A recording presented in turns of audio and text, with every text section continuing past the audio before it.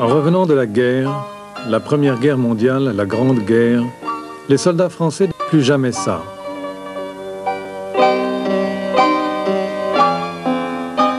C'était la der des der, la dernière guerre. La France victorieuse était une grande puissance, mais l'Allemagne vaincue faisait encore peur. Tout au long des années 20 et 30, les dirigeants français s'efforceront d'éviter un nouveau conflit avec l'Allemagne. Mais comme le maréchal Foch l'avait prédit, ce n'est pas vraiment la paix. C'est un fragile armistice que les Français vivront pendant 20 ans. Et face à la montée des périls, ils seront de plus en plus divisés.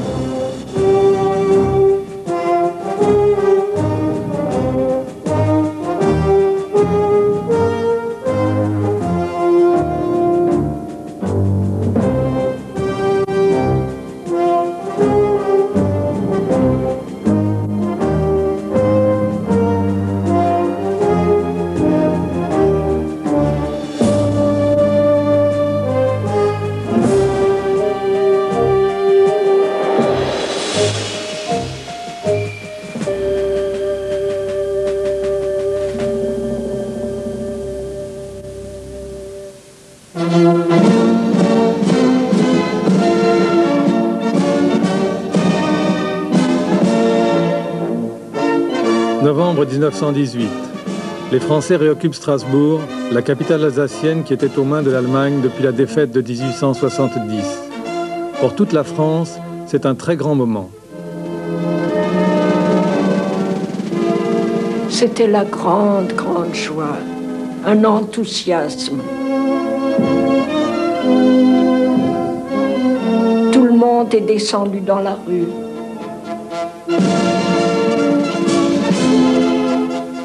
À toutes les fenêtres, il y avait les drapeaux tricolores. On se demandait d'où ils venaient, si rapidement. Il y avait tout le monde qui avait la cocarde tricolore.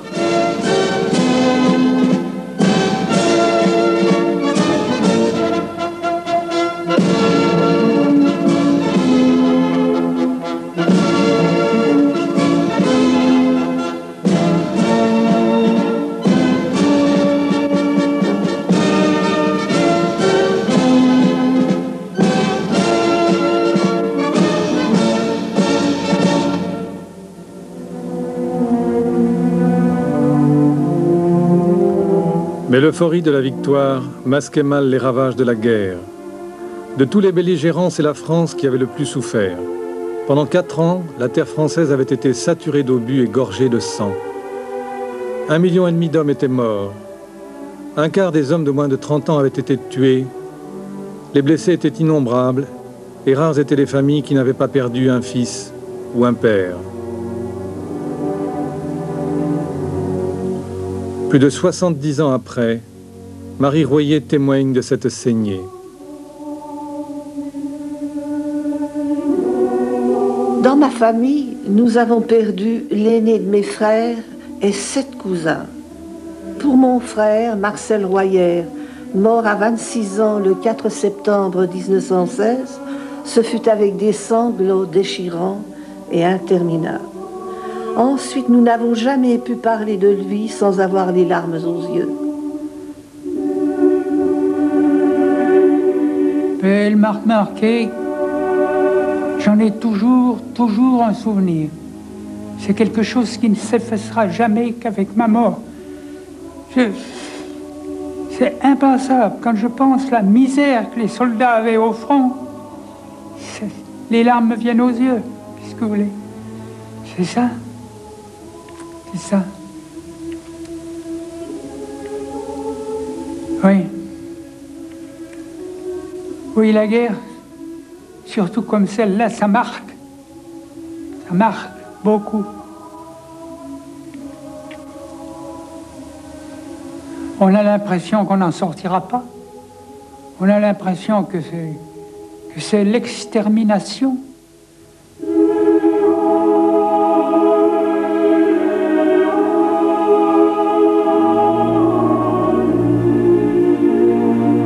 La ville de Saint-Quentin était l'exemple même des ravages de la guerre. Et les régions de l'Est et du Nord, là où était concentré l'essentiel de l'industrie française, étaient en ruine. L'une des premières tâches du gouvernement français fut de reconstruire.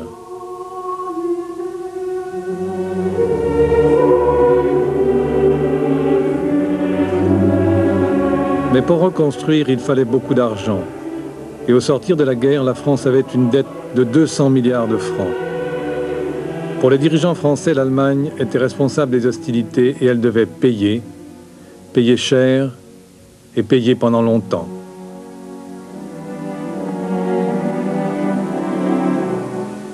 La France avait payé la victoire au prix fort. Lors du traité de Versailles en 1919, elle défendit âprement ses intérêts.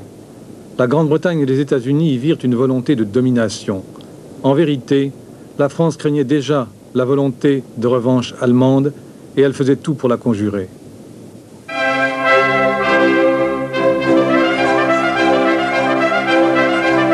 À Versailles, la Galerie des Glaces était un lieu hautement symbolique, et pas seulement à cause de Louis XIV.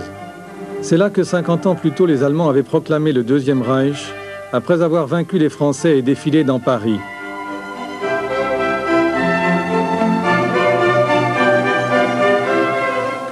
Après bien des polémiques avec leurs alliés, les négociateurs français, Clémenceau en tête, finirent par obtenir l'essentiel de ce qu'ils voulaient. Désarmement de l'Allemagne, confiscation de ses colonies, restitution de l'Alsace et de la Lorraine, démilitarisation de la Rhénanie. L'Allemagne devait aussi payer de lourds dommages et intérêts à la France et à la Belgique. Mais le traité était un compromis. L'Allemagne gardait son unité, par sa population et par ses industries, elle restait une puissance supérieure à la France.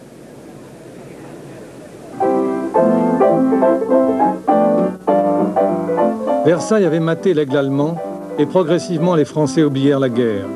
Pendant les années 20, certains recherchaient même passionnément les plaisirs de la paix. Paris était à nouveau le centre du monde, la prospérité revenait, c'était le bon temps, le temps des années folles.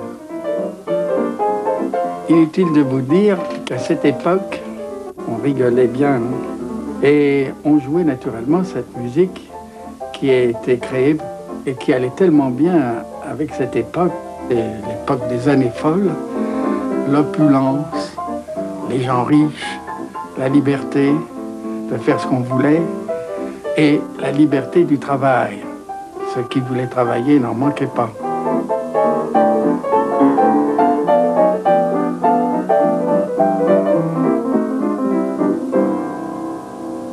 La France est assurément une grande puissance, même une très grande puissance à l'échelle du continent européen. Elle a la première armée du monde pendant les années 1920. Elle a une puissance financière assez extraordinaire qu'elle a reconstituée avec ses investissements à l'étranger, en particulier dans les pays d'Europe centrale. Elle a une croissance économique active. Elle modernise son économie, contrairement à la Grande-Bretagne, d'ailleurs, qui pendant cette même époque connaît une certaine léthargie, en tout cas un manque de croissance. Et enfin, la France joue un rôle clé dans toute la politique internationale en Europe. En 1923, 40 000 soldats français et belges occupent la Ruhr, le cœur industriel de l'Allemagne. Berlin avait cessé de payer les dommages de guerre et Poincaré, partisan d'un strict respect des traités, avait recours aux grands moyens. Mais la Grande-Bretagne, jugeant la riposte excessive, désavoua l'opération et le gouvernement allemand appela à la grève. Des bagarres éclatèrent et 13 ouvriers allemands furent tués. L'Allemagne finit par céder, mais la France se retrouva isolée face à des alliés de plus en plus méfiants. Par la suite, elle ne devait plus recourir à la force, ni s'aventurer seule face à l'Allemagne. Or, cette image agressive est très importante parce qu'elle va impressionner l'Europe pour les 20 ans à suivre. Même la Grande-Bretagne va être impressionnée et aura tendance à surestimer la force française et à sous-estimer la force allemande. Vous voyez, quand Clémenceau est allé à Oxford en 1920 recevoir un doctorat honoris causa, il a rencontré Lloyd George. Et il lui a dit « Mais pourquoi est-ce que vous nous êtes hostiles ?» Et Lloyd George a dit « Vous savez bien que la politique anglaise est de toujours soutenir les gens contre la plus forte puissance du continent. Vous êtes la plus forte puissance. » Après l'aventure de la Ruhr, la France va modifier sa stratégie. Et pendant 10 ans, son ministre des Affaires étrangères Aristide Briand se fera l'apôtre de la détente franco-allemande. la gauche est venue au pouvoir en 24 avec le cartel en France, et Herriot, puis Aristide Briand par la suite, se sont lancés dans une politique complètement différente, qui correspondait à l'ère du temps, et qui consistait à dire, bon, il y a eu la guerre, c'est un pouvoir allemand qui a été renversé, maintenant nous avons affaire à une Allemagne démocratique, essayons d'établir avec elle un modus vivendi durable, et entendons-nous pour renforcer les clauses de la sécurité, les frontières, par un accord, qui est l'accord de Locarno, de 1925, auquel l'Allemagne sera partie. Jusqu'au début des années 30, la France, pour garantir sa sécurité, joue la carte de la paix et de la réconciliation au sein de la Société des Nations. Mais de précautions valant mieux qu'une, elle entreprend parallèlement d'encercler l'Allemagne par un réseau d'alliances nouvelles. À l'Est, la révolution bolchevique a privé la France de son alliance avec la Russie. Pour compenser, elle s'allie à 4 pays limitrophes de l'Allemagne, la Tchécoslovaquie, la Pologne, la Roumanie et la Yougoslavie. Pour compléter ce dispositif, la France opte chez elle pour une stratégie défensive. Le long de sa frontière avec l'Allemagne, de la Suisse aux Ardennes, elle édifie la ligne Maginot, un formidable bouclier de béton dont le maréchal Pétain était l'inspirateur.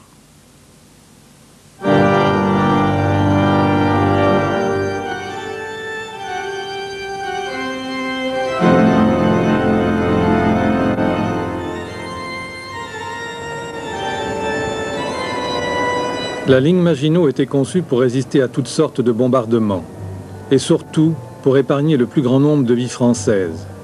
Avec elle, on ne répéterait plus les offensives meurtrières de 14-18.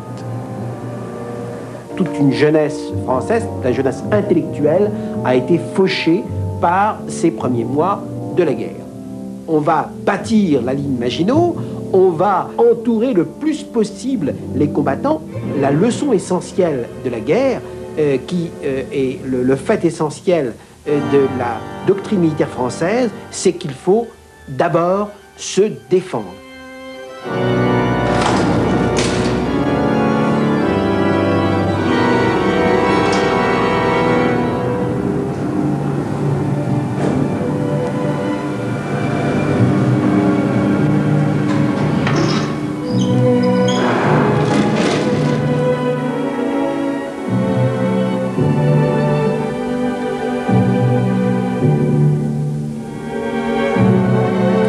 La ligne Maginot présentait bien des avantages, mais elle absorbait une grosse part du budget de la défense et son réseau de bunkers et de souterrains fortifiait l'esprit de passivité.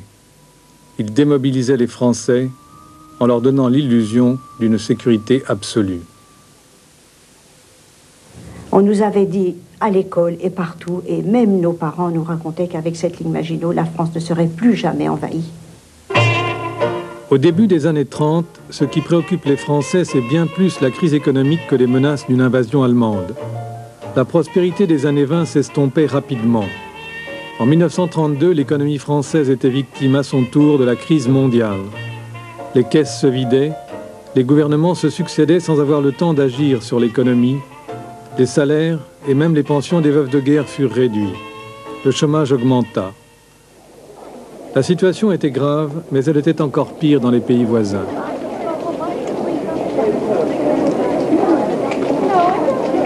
La crise est beaucoup moins violente que dans bien d'autres pays européens, par exemple par rapport à l'Allemagne. La France, le nombre des chômeurs en France ne dépasse pas le million, ce qui est un point énorme, puisque l'un des éléments fondamentaux qui bouleverse la vie sociale, mais aussi la vie politique, c'est la progression du chômage dans bon nombre de pays européens.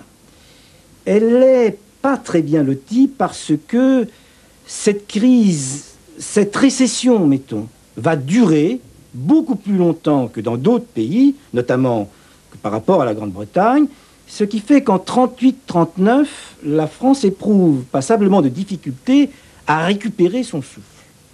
Et que, dans une certaine mesure, les Français ont l'impression, en 38-39, de ne pas être véritablement sortis de la crise économique.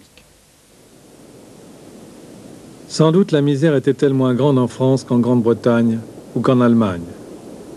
Mais dans les villes, beaucoup de gens n'avaient que la soupe populaire, alors que d'autres vivaient bien et qu'ils le montraient. La crise économique fit brutalement ressortir les divisions sociales. Dans la capitale, les privilégiés continuaient à mener la belle vie comme si rien n'avait changé. Et Joséphine Baker faisait toujours recette.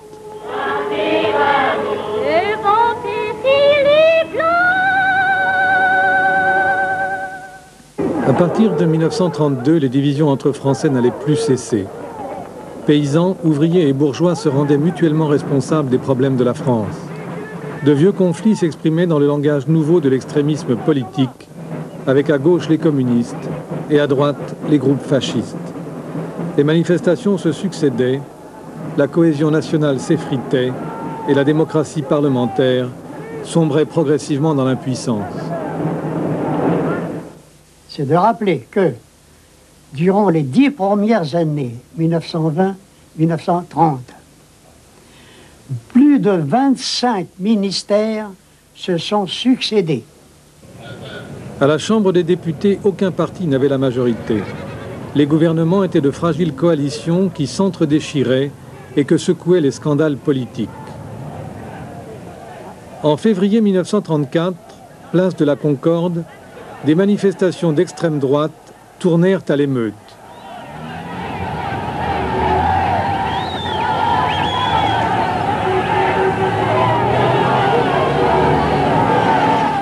Les protestataires se lancèrent à l'assaut de la Chambre des députés et les forces de l'ordre eurent le plus grand mal à faire front. Des centaines de milliers de personnes ont décidé d'investir et de prendre la Chambre des députés et ils sont arrivés à la Concorde. À 200 mètres, mon père a fait tirer et les arrêter. Ils n'ont pas pris le Parlement. Mais il y a eu des morts et des blessés. En fait, 17 personnes furent tuées et plus de 2000 autres blessées. Depuis le soulèvement de la Commune de Paris, jamais les rues de la capitale n'avaient connu d'événements aussi sanglants.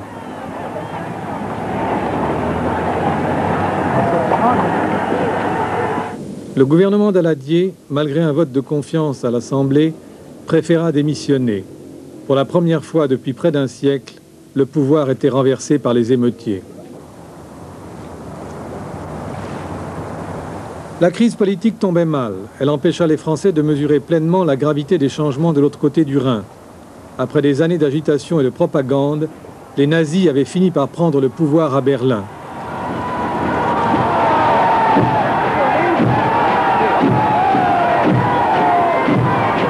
La nature du nouveau pouvoir s'affirma dès mars 1935 lorsque Hitler prit la décision unilatérale de réarmer l'Allemagne. Puis en mars 1936 lorsqu'il envoya l'armée réoccuper la Rhénanie. L'action allemande violait plusieurs traités.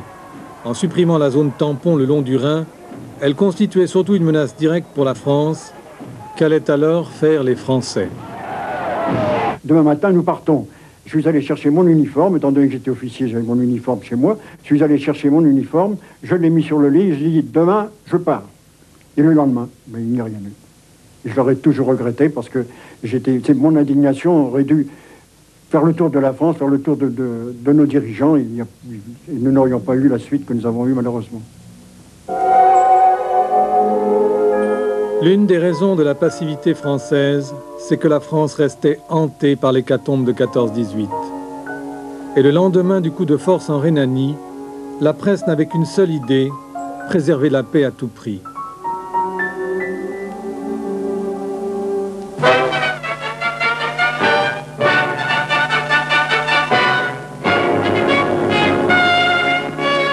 Des troupes prirent position sur la frontière, mais le cœur n'y était pas. L'état-major ne voulait pas la guerre, l'armée était tournée vers la défense passive et le gouvernement croyait à la supériorité des Allemands. Bref, la France manquait de force et de volonté pour s'opposer à une Allemagne en pleine remilitarisation. L'affaire de Rhénanie en mars 1936 est un tournant capital dans les années 30 en ce qui concerne la politique française. Premièrement, en n'intervenant pas contre les Allemands à propos de la rive gauche du Rhin, la France perd une très grande partie de sa crédibilité internationale. En particulier, les petits alliés ne lui font plus confiance. Pourquoi la France volerait-elle au secours des Polonais ou des Tchèques si elle n'est pas capable de servir ses propres intérêts sur le Rhin? C'est donc tout le système des petites alliances qui commence à décliner. D'ailleurs, la France elle-même prend conscience de ses faiblesses. Elle prend conscience du fait que les petites alliances qui étaient utiles pendant les années 1920 deviennent un poids pendant les années 1930. Face à la montée en puissance de l'Allemagne, la France se mit à la recherche de nouveaux alliés. La défense nationale l'exigeait, mais les passions idéologiques firent échouer les tentatives. À gauche, on torpilla les ouvertures en direction de l'Italie fasciste de Mussolini. À droite, l'idée d'un rapprochement avec les communistes de Moscou était insupportable. Restait l'allié britannique. Mais Londres jouait la carte de l'apaisement. Sans même consulter les Français, les Britanniques venaient de conclure avec l'Allemagne un traité naval qui allait permettre à Hitler de se doter d'une flotte redoutable. This naval agreement with the British government has been negotiated by Herr von Ribbentrop. Chez les Français, ce fut la consternation. Ils ne comprenaient pas, surtout, que les Anglais essayent de jouer une politique de bascule, toujours la politique de l'équilibre européen entre la France et l'Allemagne, alors que l'Allemagne apparaissait de plus en plus puissante face à une France qui paraissait un peu désarmée et sans alliés. Alors, cette politique d'alliance avec la Grande-Bretagne explique en partie, je dirais au moins, les reculades successives de la politique française, la plus spectaculaire étant celle qui a suivi la réoccupation de la Rhénanie. Le président du Conseil de l'époque, Albert Sarraut, fait un grand discours. Nous ne tolérerons pas que Strasbourg soit sous le feu des canons allemands. Et puis, quelques jours plus tard, il tolère. Il tolère parce qu'entre-temps, il était à Londres. Ce qui est frappant quand on regarde les livres sérieux sur cette époque, c'est tout ce qu'on dit de la très mauvaise connaissance des dossiers, pour tout dire de la légèreté des gens qui ont dirigé la politique étrangère de la France. Mais la permanence du fait justement de la légèreté, l'instabilité du pouvoir politique était assurée par le Quai d'Orsay, et notamment par Alexis Léger, secrétaire général, qui était un pro-britannique à 100%, et je crois que son influence a été assez importante. La méfiance entre Londres et Paris était d'autant plus difficile à dissiper qu'à cette époque, la France virait à gauche. Un jour, ma mère m'a pris par la main et nous sommes descendus dans la rue pour se mêler à toute cette foule qui était dans la rue et se tenaient tous par la main en criant et en chantant. Et il y avait beaucoup de mots que j'entendais comme liberté, congé, fraternité. Et dominant le tout, il y avait ce chant, l'Internationale.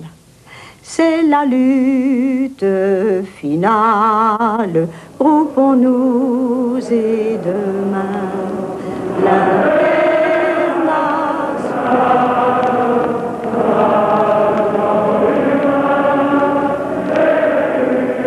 Camarades, des rassemblements comme celui-ci réunissent aujourd'hui des millions de prolétaires dans tout l'univers. Prenons l'engagement de ne jamais laisser passer ici le fascisme.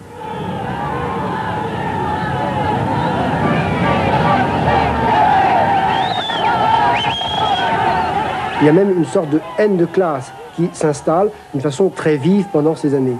On peut donc dire que la France perd tout simplement sa cohésion nationale à cause de la crise des années 30. Mais plus grave, la France entre aussi dans une crise de régime à partir de 1934. Et la haine que l'on trouve dans la société se répercute aussi dans le domaine de la politique. Entre la gauche et la droite, ce sont des cris de haine sans cesse répétés que l'on entend, une haine qui aujourd'hui nous ferait frémir tellement le ton est extrêmement violent. En mai 1936, les Français votaient. Jamais dans l'histoire de la Troisième République, ils n'avaient été à ce point divisés. À gauche, la haine de la droite et la peur du fascisme avaient réuni socialistes, radicaux et communistes au sein d'un front populaire. Et c'est ce front qui l'emporta avec une marge considérable d'1 million de voix. Pour la classe ouvrière, ce fut un véritable triomphe. C'en était fini des révolutions confisquées par la bourgeoisie. On avait le pouvoir, on allait imposer les réformes, la justice sociale et la paix.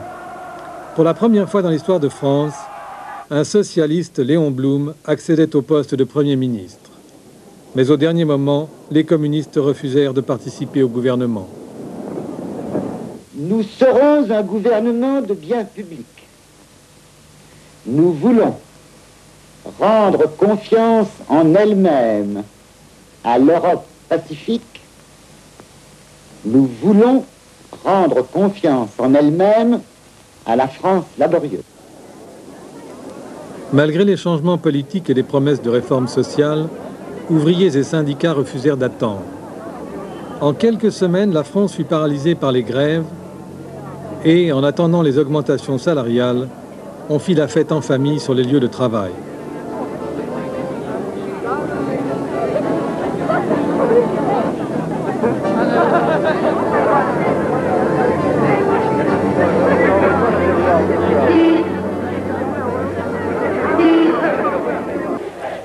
La droite criait à la révolution, mais les patrons finirent par accepter la négociation. En juin, on se mit d'accord sur les grandes réformes, la semaine de 40 heures et les congés payés. Les ouvriers avaient gagné, mais les capitaux s'enfuyaient et de nouveaux périls montaient à l'horizon. En juillet 1936, la guerre civile éclata en Espagne. D'emblée, Léon Blum se montra favorable à une intervention pour soutenir la gauche au pouvoir à Madrid contre l'armée rebelle du général Franco. Camarades, chers amis, nous tous qui sommes assemblés ici, nous voulons la paix. Or, la première condition de la paix, si évidente qu'on ose à peine l'énoncer, c'est qu'aucune nation ne se trouve contrainte de défendre par les armes l'intégrité de son territoire, le libre jeu des institutions qu'elle s'est données. Mais la droite était opposée à toute intervention en Espagne. La Grande-Bretagne faisait pression dans le même sens et finalement, Blum dut faire marche arrière. La guerre d'Espagne réveilla la gauche française et relança la politique d'armement. Avec 3 pays fascistes à leur porte, l'Italie, l'Allemagne et l'Espagne, il était en effet difficile aux dirigeants français de rester plus longtemps les champions du pacifisme. Sous l'égide du ministre de la Guerre, Édouard Daladier, le réarmement devint une priorité. Début septembre 1936, Daladier reçoit les militaires, en particulier le général Georges, et lui demande « Combien de milliards voulez-vous pour le plan de 4 ans ?» Georges lui dit « 9 milliards ». Et Daladier lui dit « Vous aurez 14 milliards davantage ». Pour la première fois, le pouvoir civil, et un pouvoir civil de gauche, donnait aux militaires plus qu'il ne demandait. Et enfin, je dirais que, une chose qu'on ne sait peut-être pas trop, quand on prend le budget de la France, le Front populaire a plus dépensé pour les canons que pour le beurre. Pourquoi? Parce qu'il y a une prise de conscience du danger hitlérien. La question du réarmement ne fit qu'exacerber les divisions entre Français. Pendant des années, des organisations comme les Croix de Feu avaient combattu la gauche pacifiste et appelé au réarmement. Mais depuis que la gauche et Léon Blum reprenaient cette politique à leur compte, l'extrême droite fascisante et antisémite changeait de discours. Les socialistes étaient accusés de réarmer pour le compte des communistes ou encore pour celui des banquiers juifs. Une fois de plus, à l'heure du danger, les querelles idéologiques déchiraient la France.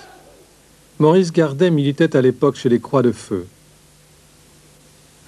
Disons qu'en ce qui me concerne, la question était, j'y réponds tout de suite. Mon choix, si j'avais eu un choix à faire, j'aurais préféré de beaucoup un régime qui se rapprochait du fascisme national-socialiste que de la politique de M. Léon Blum. Je vous dis tout de suite.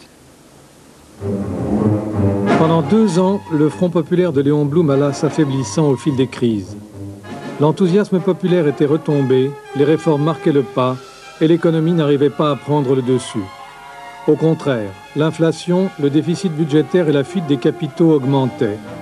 Le réarmement coûtait cher, mais les capacités de l'industrie française étaient loin d'égaler celles des Allemands. Début 1938, le Front populaire était moribond, et le 11 mars, le jour où Hitler entrait en Autriche, la France n'avait même pas de gouvernement.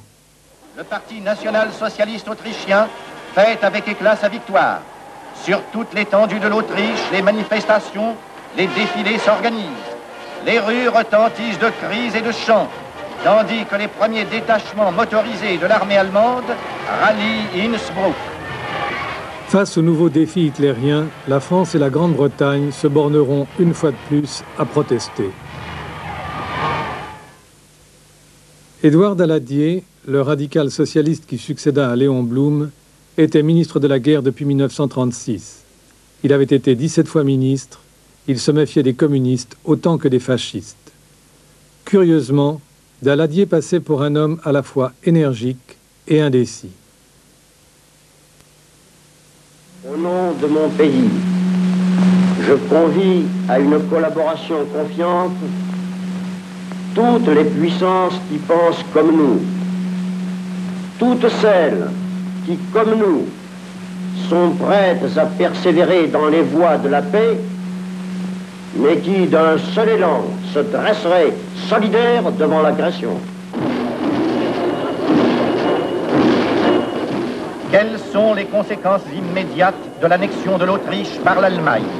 La carte de l'Europe nous répond. La Tchécoslovaquie est enclavée dans une sorte d'étau. Prague, prise entre Berlin et Vienne, est à la merci d'une attaque concentrique. La frontière italienne est à la portée des canons allemands. Pour ceux qui l'ont voulu, que signifie cette annexion? Elle signifie l'étape la plus importante du vaste programme pangermaniste que s'est fixé l'Allemagne. Ce programme prévoit l'absorption par le Troisième Reich de tous les peuples considérés comme étant de race allemande qui vivent autour de ses frontières et que les traités de 1919 ont réunis aux États voisins de l'Allemagne. En 1938, la Tchécoslovaquie était le principal allié de la France en Europe centrale. Les Français avaient aidé la jeune République à développer ses forces armées et à se doter de fortifications type lignes Maginot. Cela dit, la France était bien incapable à elle seule d'empêcher la mainmise de Hitler sur la Tchécoslovaquie.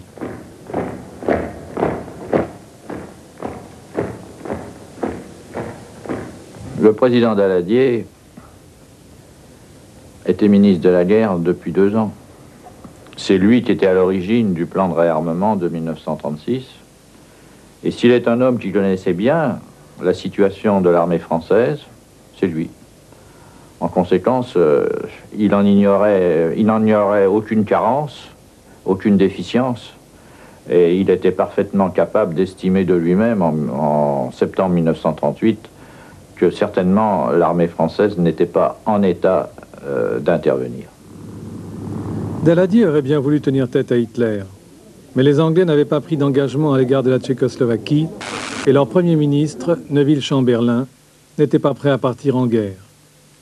D'ailleurs, du côté français, Daladier manquait également d'appui.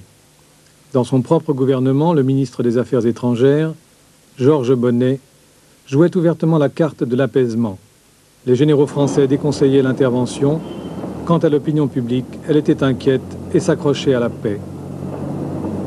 Devant l'imminence du péril, l'évacuation de Paris commence et la défense passive s'organise.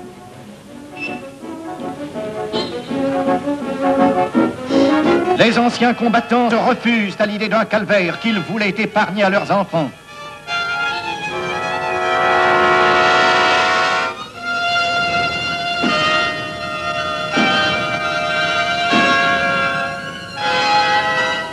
En septembre 1938, lors de la conférence de Munich, Daladier adopta comme Chamberlain une position conciliante vis-à-vis de Hitler. Mais en signant les accords, la France trahissait la Tchécoslovaquie et elle épuisait le peu de crédit qui lui restait. Étienne Crouy-Chanel se trouvait dans l'avion de Daladier au retour de Munich. Je me souviens très bien de cette atmosphère, l'atmosphère funèbre qui régnait. Nous avions le sentiment d'une défaite considérable. Nous avions accepté, sans combattre, de laisser un ami et un allié obligés, forcés de se laisser couper les 2 jambes Et cette atmosphère était tellement pesante et tellement lourde que quand nous sommes arrivés au Bourget, en voyant toute cette foule, nous avons tous pensé que les gens venaient pour nous siffler et nous huer. Et Daladier a hésité à atterrir au Bourget ou à aller chercher dans un autre aérodrome. Et puis finalement, il a dit qu'il fallait faire face à son destin et il a donné l'ordre au pilote d'atterrir. Et quand nous avons été arrêtés sur l'aérodrome et qu'on a ouvert la porte, au lieu des vagues de huées que nous attendions, c'est une marée d'applaudissements et d'enthousiasme qui nous a accueillis.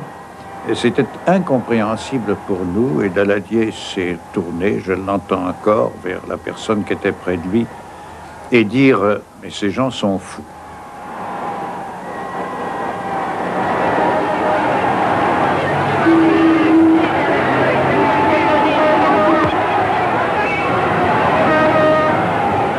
La guerre avait été évitée, mais malgré l'enthousiasme populaire, Daladier était sans illusion.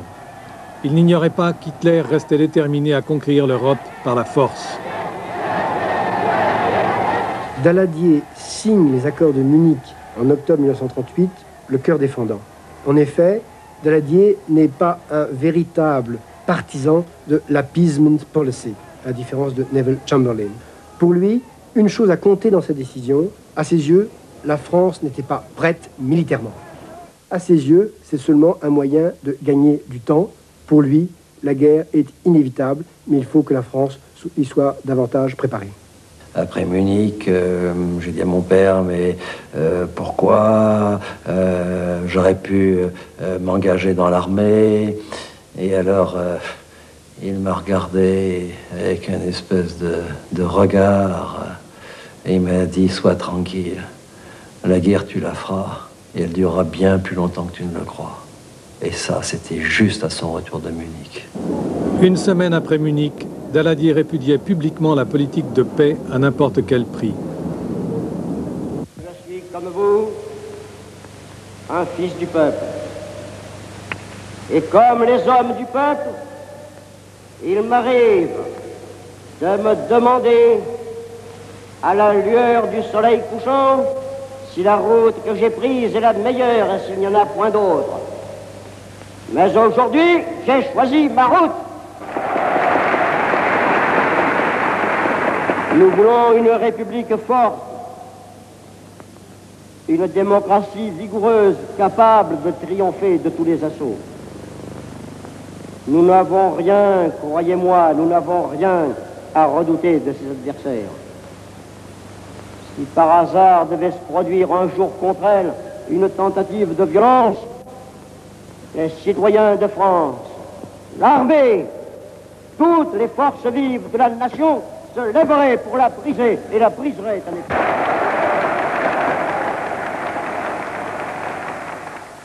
Au nom du réarmement, le gouvernement et la productivité, et les grèves furent sévèrement réprimées. Or, la défense nationale exige des armements sans précédent dans l'histoire. Et quelle que soit l'opinion politique professée par chaque Français, il n'en est pas un qui ne veuille conserver ses biens, ses libertés, qui ne soit prêt à assurer leur défense. Il y a, en 1939, c'est très important, un sursaut national en France, un véritable réveil. Quelles en sont les causes?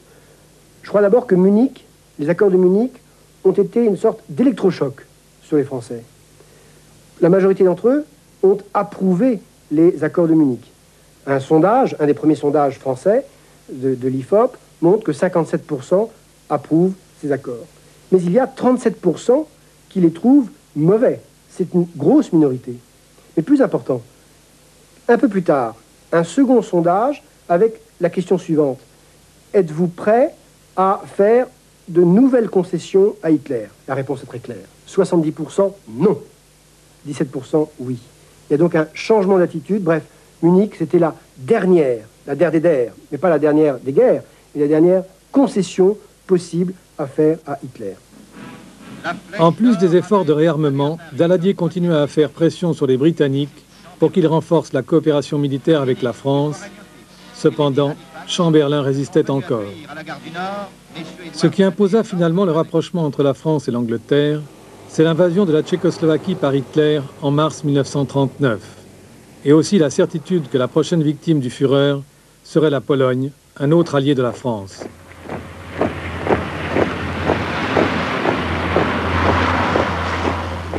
En conséquence, l'Angleterre a donné sa garantie à la Pologne et à la Roumanie, cherché un rapprochement étroit avec la France. Des conversations militaires ont eu lieu pendant tout le printemps, très actives, très amicales. L'atmosphère entre la France et l'Angleterre, à partir du début de l'année 1939, est devenue complètement changée, parce qu'on sent un intérêt commun puissant, qui est celui d'empêcher Hitler de continuer à conquérir le monde et à y établir son abominable régime.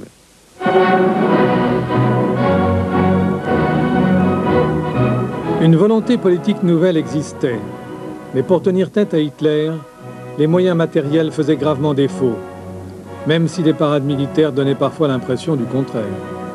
J'ai reçu une invitation à la revue du 14 juillet 1939. J'y suis allé. C'était absolument superbe.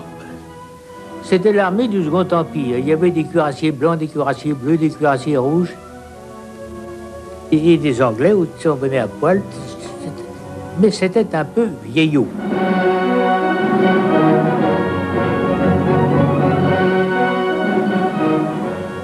Quand je suis arrivé, j'ai vu défiler 6 avions de bombardement modernes, des Léo 45. Et je me suis dit, ce sont les derniers, il en est passé d'autres. Puis le lendemain, j'ai été au renseignement au ministère de la Guerre, c'était les seuls. En 1939, nous avions déjà un certain nombre d'avions de chasse modernes, peut-être 300, mais pas d'avions de bombardement modernes, 6. En 40, je crois, un peu plus, pas beaucoup plus. En 1939, quand nous sommes entrés en guerre, nous avions 500 avions valables, modernes, et l'Angleterre 1500, et l'Allemagne 3500.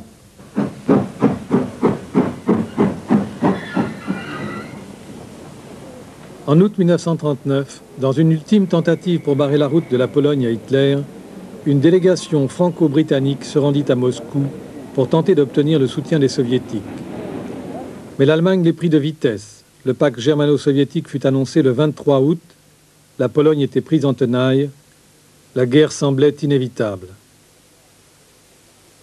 Vous me connaissez assez pour savoir qu'afin de conjurer la guerre, je ferai tout ce qu'il est humainement possible de faire.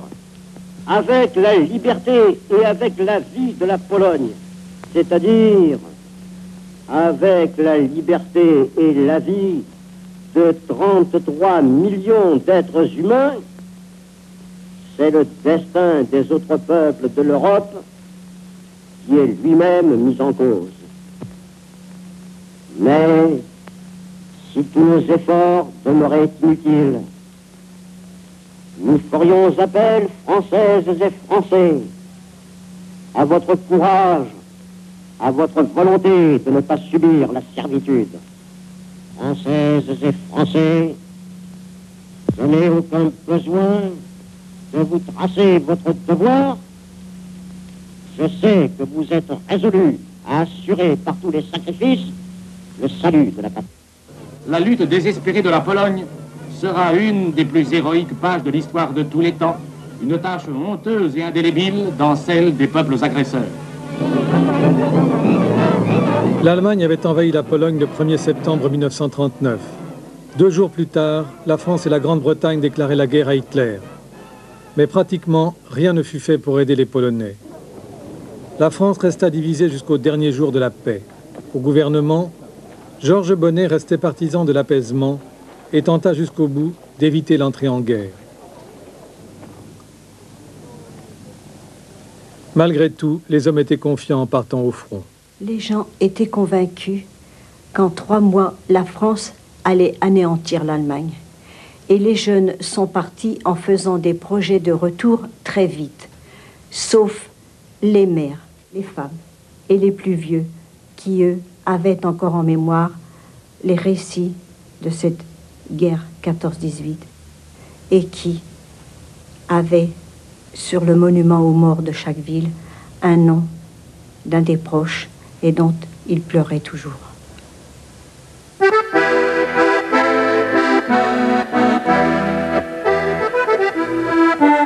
Strasbourg avait été la première ville réoccupée par la France en 1918. Fin 1939, ce fut la première à être évacuée.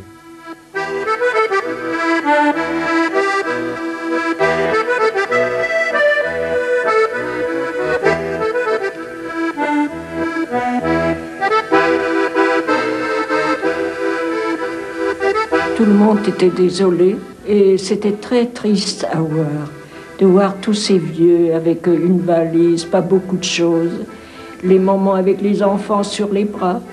Mais tout le monde était sûr que ce ne serait pas pour longtemps, qu'on partait, mais qu'on serait vite de nouveau délivrés, que les Français allaient revenir très vite.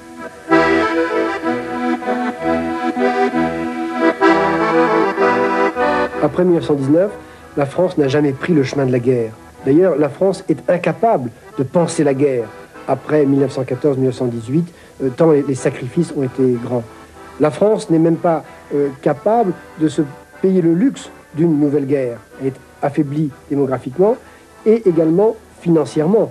Enfin, le pacifisme français n'est pas le seul fait de la gauche. C'est un pacifisme viscéral que l'on trouve dans toutes les parties de la société française et surtout l'échiquier politique français. En fait, la France a seulement suivi le chemin de la paix, mais c'est vrai que ce chemin de la paix, finalement, a mené à la guerre. Le gouvernement allemand déclare solennellement au gouvernement français qu'il n'a pas l'intention d'utiliser pour ses propres besoins de guerre les unités françaises qui se trouveront dans les ports de contrôle. 9 mois plus tard, les Français vaincus entendaient les conditions de l'armistice imposées par Hitler. La guerre était finie. Leur pays s'était montré incapable d'empêcher l'invasion allemande. 20 années de division et de déclin se payaient très cher. Lors de la conclusion de la paix.